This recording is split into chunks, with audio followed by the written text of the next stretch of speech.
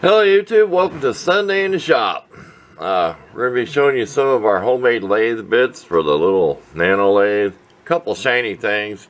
We thought we'd show you this watch we had stored away. It had a watch band on it. It could have been one of like those old style expandable. The crystal, this whole thing's only about the size of a quarter. It's a pretty small watch. Now, I don't know if this is a girl's watch or a boy's watch. I don't think it's a lady's watch because it's not that fancy. It will glow in the dark if you really get under a strong light for a while. Looks like it's finally wore out. You see little dots at the numerals, the green and the yellowish, greenish color in the hands. It does keep time. I wound it up last night. Well, about this time. It was getting close to midnight. Today's Saturday. It is 40 degrees out, 25-mile-an-hour winds out of the north, and it's raining. So you can just about tell how cold that feels. Anyway, there you go. Setting the date on this, I always thought you could just pull them out part way and spin it and set the date. The only way the date moves on this is pulling it all the way out, and that's a lot of spinning around there. Going around 12 o'clock twice to get the date. So I don't know if I ever used that function, but I had this years ago. I had it, I remember I had it on something, a strip of cloth. I had it on something where I could hook it inside my coat or something, like a watch fob or something. I didn't have it on a band.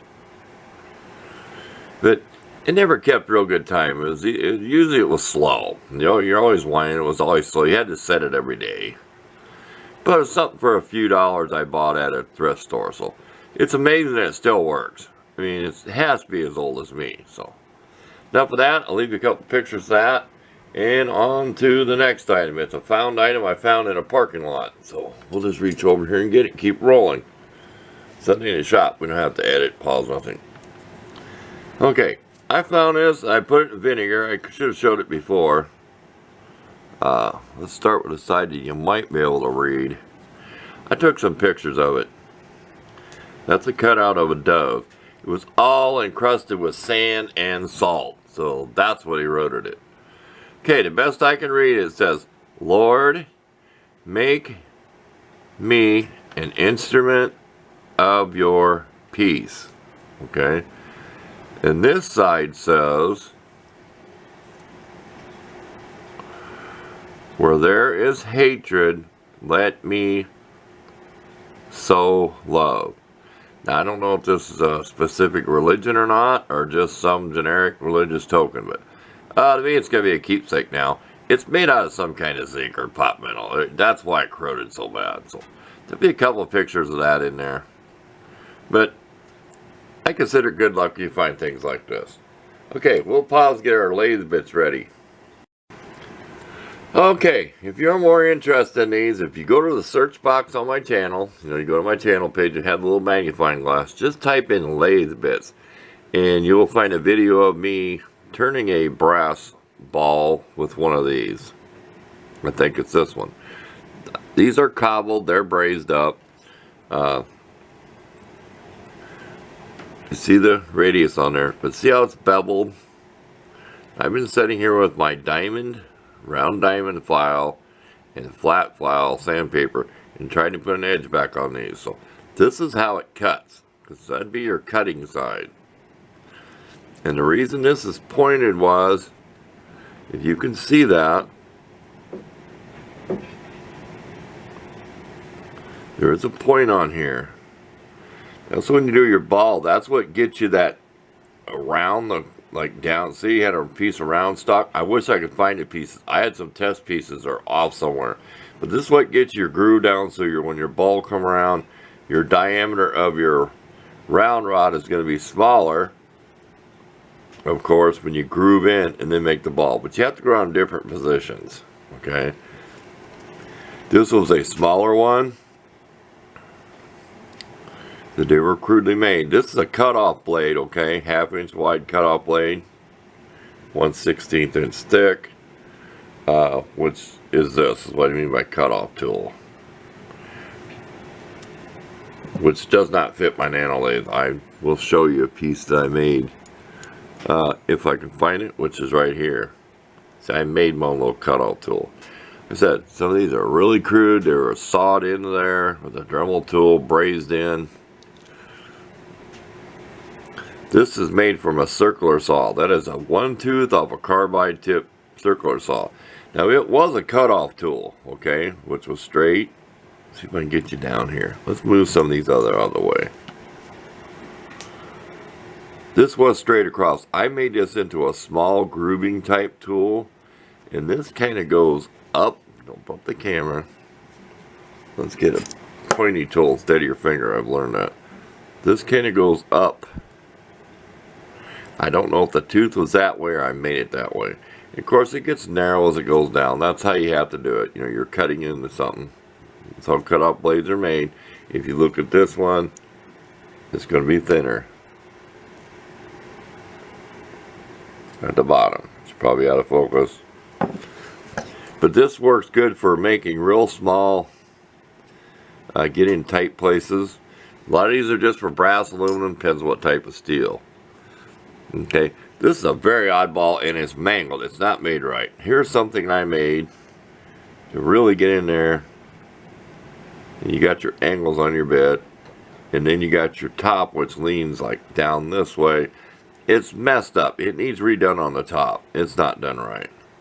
But I just wanted to show you an example. I took an 1/8 inch piece, put it into a, should be a 1/4 inch piece.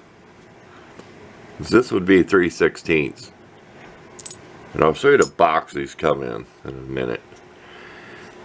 This is a part of a carbide masonry bit, drill bit.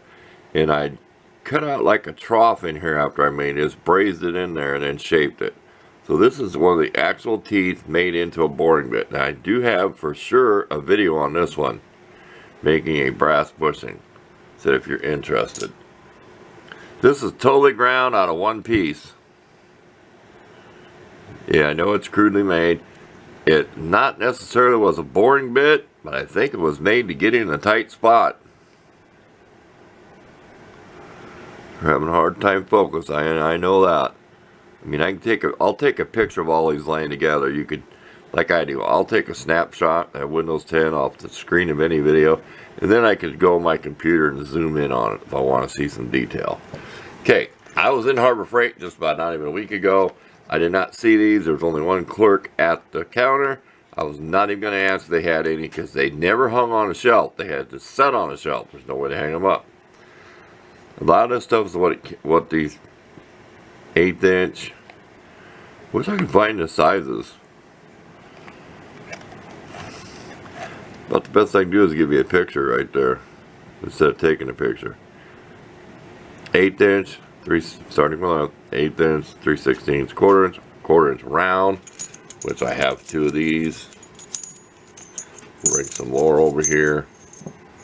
So I don't never need to buy any more bits. And that's a 3/16 and a 1/4 inch.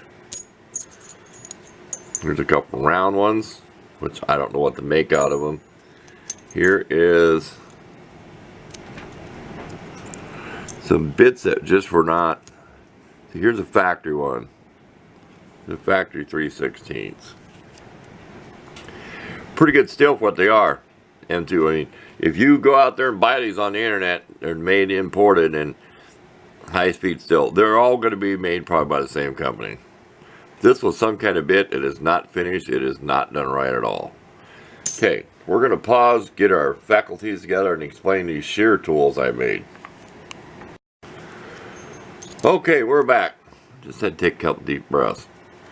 Okay, we're going to show you the factory in it. See, this is the factory in how these come, okay? Now, if you want to learn how to make these, you got to go to Mr. Pete 222 and look up shear tool. This is how it's made. See her in? I left this purple for a reason. I had it work. See how that's just ground back? Now, when I remember, I looked the other day, it was 7 and 12 degrees. So I'm not going to quote which angle here is 7 and which is 12. What this does when it goes apart across something is it shears the metal. So you don't have to be exact on center. Say it got dull, you're right on center, you could always drop the bit or higher the bit to get another edge. Now, I don't know if you can tell, but I've been honing these on 1000 grit sandpaper with a diamond file. There's also the tapered edge on this. I use my knife stuff. And we'll go to a bigger one, you might be able to see it better. Here's a bigger one. You see where I've kind of been honing the edge? This had some gouges in it. And then coming over honing it.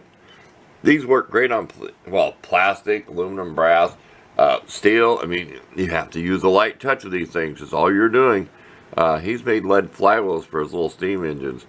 I mean, you're not taking that big of a cut, maybe a few thousandths. And when you go across, it shears. And I've seen it. It looks like the finest steel wool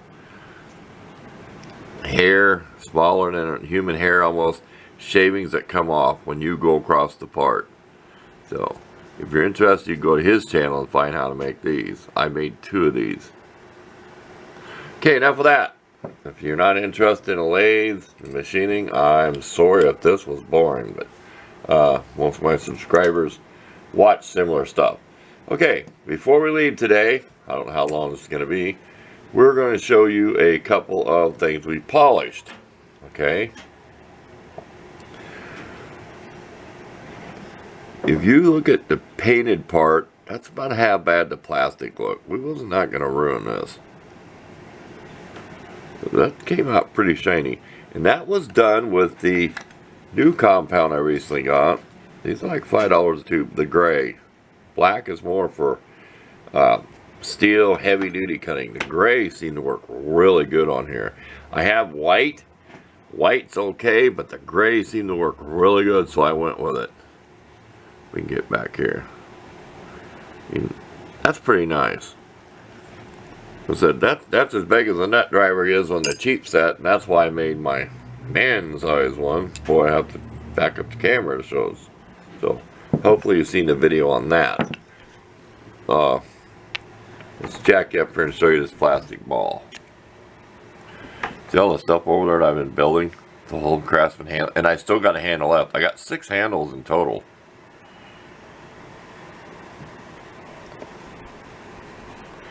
Okay, we'll show you the before side. Here's what they look like. I got a few of these left in a can. They're all dirty and icky and scratches on them being thrown around. Here's what I've been working on. Now there are some scratches in here. You'll see them as I roll it around. But it depends on what you're going to make out of it. A lot of these I sanded down with sandpaper, 220, any kind of light sandpaper. And I'd spray them flat black. And then as you use it like a gear shift knob on the garden tractor, they get shinier. You see the lamp up there. So that's also with the grape polish. And these were light, look like a bunch of grapes, okay? And that's why there's a wire in each one. It looked like a big bunch of grape with the fake plastic leaves, and it was on a stick. It had a chain. Back in the 70s, that swag lamp stuff. Oh, like after the hippie era. And I found one of these with the prettiest bluish green color in an antique flea market mall. It was like $150. If it's $50, I would have been fool enough to buy it, because I got 2 size knobs out of that thing. I would have gave $50 just to get it apart. I mean, I know somebody about to screaming, that's an antique. Well, to me, it's just parts. I mean, cool little knobs. I could have made spinner knobs for your car. If you look at my garden tractor, it's got the necker knob, spinner knob mounted on the steering wheel. I could have manufactured some of them. That would have been cool. Just a dream. That's about it. Excuse me. This weather gives me congestion. If you haven't seen this video, go look at it. 3/16 inch drill bit. That piece of brass I was playing when I showed you what a lathe was running. And that is what I use, is what I want to show you.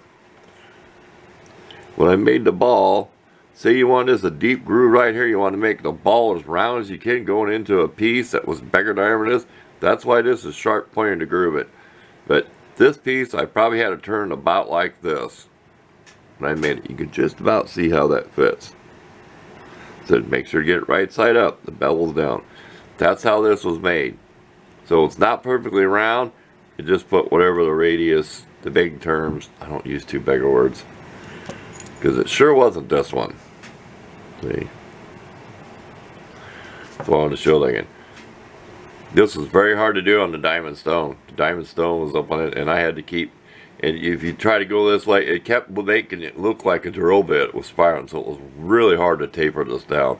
But I've done it with regular rod, like welding rod, to make my own sewing needles. This was really hard to do. This high-speed steel, but it's needle sharp. So if you haven't seen that video, it is posted. So that's it. We're done. We got, like I said, a couple more handles left. You might see a couple more tools with the Craftsman handles.